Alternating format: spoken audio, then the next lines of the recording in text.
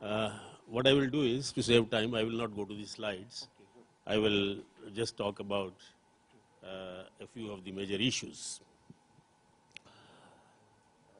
First of all, I would like to say that I agree very much with Dr. Isaac's presentation, the first part of it. From my own experience, I can tell you that when I went from India to Canada and started teaching, at that time we didn't have so many SFIs in the western and the northern part of India.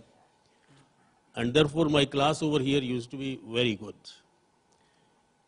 I saw that the class with which I started was not really as intelligent on the whole as my class in India was. But then, by the end of the semester, I was able to see that the outcome was much better. So the same teacher, dealing with a highly intelligent class, is able to have a low outcome. And the same teacher, as soon as he goes there, so probably he couldn't have improved much with a class which is less intelligent on the whole, was able to have much higher outcomes. And the reason is simple: discipline. The reason is the college starts at 8 a.m., the university starts at 8 a.m. on the first day and continues right up to the last Friday, up to 10 p.m. And this fact was corroborated by a study at Stanford last year. I do not know how many of you have had an occasion to look at that study.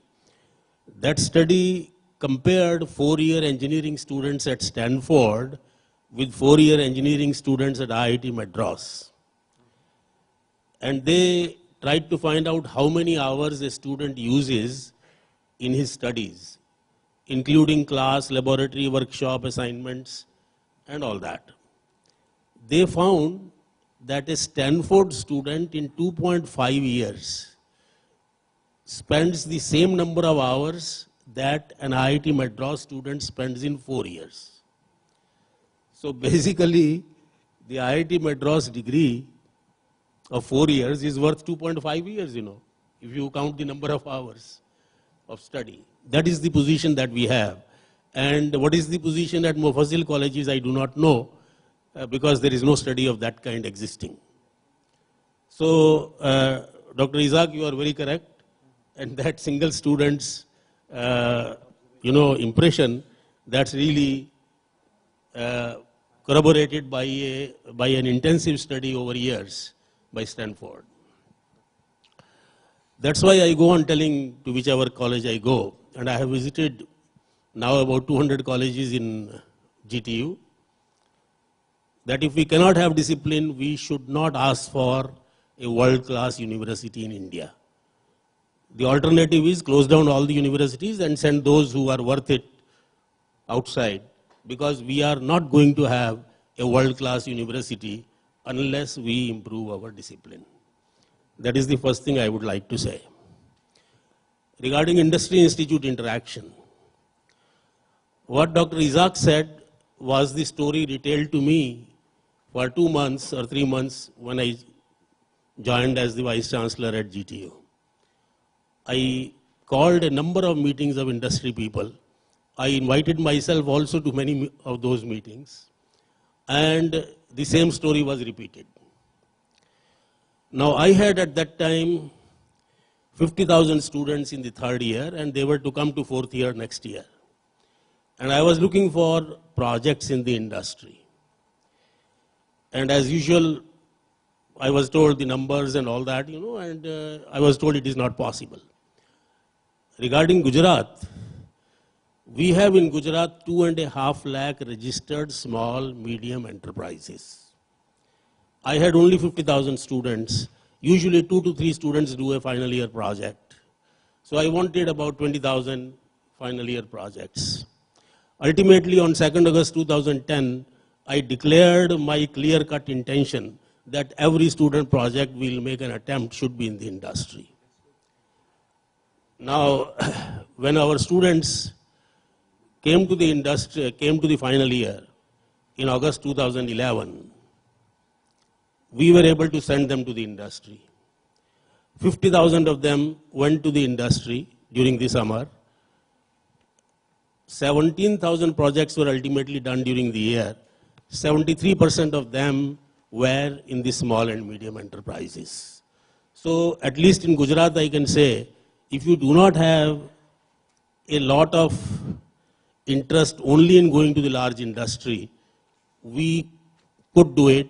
In fact, we could do it with just 17,000 industries out of 2.5 lakh industries. And my suggestion is, don't go to the large industry. Large industry is good for seeing, for tour. It's no good for a final year project. It's no good for learning. Learn from small industry, and that will be good enough. Out of those 17,000 projects, 1,900 projects have benefited the industry directly. And in a particular district, the benefit is to the tune of about 4.5 crores. That's the estimate. So that is the kind of work these young students, guided by teachers who are derided by everyone, have done. So then again, about 177 patents have been filed for these projects. So that is the work that these students have done. So I think if we do not bother about going only to the large industry for projects, we have sufficient capacity in our country. And let's therefore try to do it. Thirdly, the issue of autonomy is a very important one. Please understand one thing. An autonomous institution where there is not a single world-class teacher is going to remain a third-rate institution. Therefore, if you want to have an autonomous institution, please ensure that in every department there are at least a couple of teachers who are world-class. There should be teachers who can walk into an IIT, who can walk into Shanghai, and they'll be hired. If you do not have that kind of teachers, please do not copy the West. Copy the West intelligently, not foolishly. We will doom all these institutions to remain third-rate for all time to come. So therefore, while I agree with Mr. Vishwanathan that autonomy is very important, we must ensure that autonomy would be designed to bring fruits, and it will not become simply a way of saying, well, we have done it. Like, we have done choice-based credit system nearly all over the country. And where is the choice to the students? I don't really see anywhere any choice. So therefore, let's not do this kind of things just for show purposes, so that in a few seminars we can talk about it. Let's try to do things which will bring results. The results, of course, are very poor.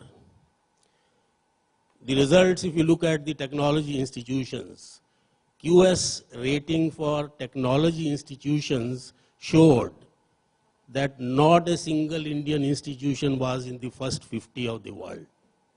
Not one. Not our treasures. IITs are our treasures, but they were also not there in the first 50. QS did not rate the institutions between 51 to 100. They only said these institutions belong to the range 51 to 100. We had some of our IITs in that particular class from 51 to 100.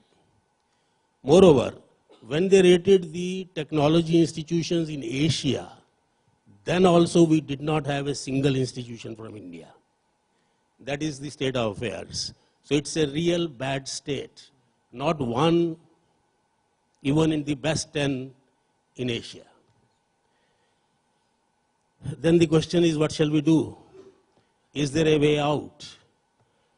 I think there is a way out. The way out is to be ruthless in selecting quality. The way out is supporting the institutions financially and otherwise, and giving at least the universities sufficient autonomy.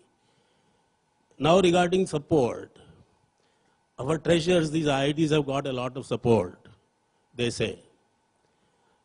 All the 7 IITs combined do not have a total faculty which is there in MIT. MIT alone has more professors than all the 7 old IITs combined together. And the total number of students in MIT is about 10,000. If all of them together, and how many are there in the 7 IITs, that figure I do not have, but I'm sure it must be at least 2 or 3 times this. Now, we are not able to provide sufficient number of teachers to IITs, and I'm not talking about the shortage of teachers. I'm talking about there being no positions. The government has not allocated positions which is sufficient. Go to any reasonable sized university in North America. Go to a computer science department. There'll be at least 25 to 50 professors. There'll be at least 15 PhD labs. You do not have that number even in an IIT, and you are expecting, well, IIT should be world class. We are all expecting, at least IITs should be world class. At least they should be in the first 10. How will they be in first 10 when this is the kind of support we are providing? So it is not only the question of my getting support at GTU. The question is we are not able to support even IITs sufficiently. So therefore, we can make a university in India world class. We can do it in 10 years. China has done it in 25 years. In 1985, their universities were poorer than ours. We had IITs, they had none. In 2012, they had 4 universities in the first 50. Our best was at 218. And they had, of course, many others between 51 and 218. They have done it in 25 years.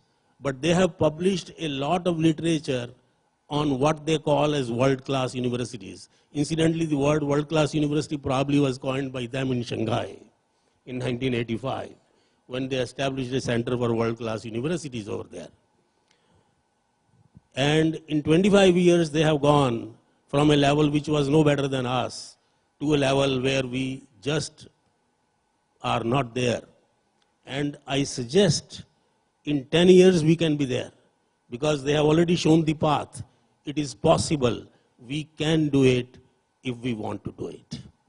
But it will not be done by administrative officers in the government of India or state governments. They are totally unaware of what is required to be done. All their policies and all the money spent is not going to bring any results.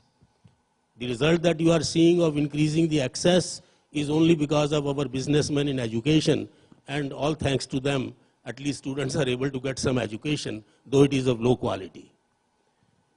However, if we want high quality education, we can provide it. We will be able to create great universities in India if we want it, but it will not be done by someone sitting in sachivalayas or secretariats. Thank you.